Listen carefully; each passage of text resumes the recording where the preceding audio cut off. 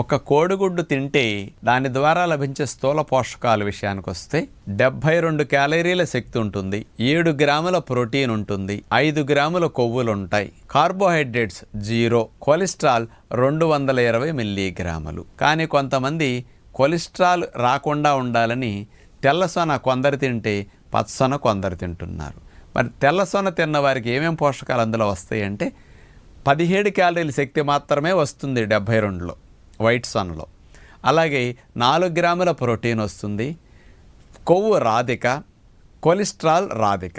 ఇక పచ్చసొనలు అయితే మరి 55 క్యాలరీల శక్తి, 3 గ్రాముల ప్రోటీన్, 5 గ్రాముల కొవ్వు, 220 మిల్లీగ్రాముల కొలెస్ట్రాల్. ఇవి మొత్తం పచ్చసొనలోకి వస్తాయి అన్నమాట. అందుకని ఏ సొన ఎవరు తింటున్నారో వాళ్ళకి అవగాహన కొరకు క్లియర్గా సెపరేట్ చేసి అందించడం జరిగింది.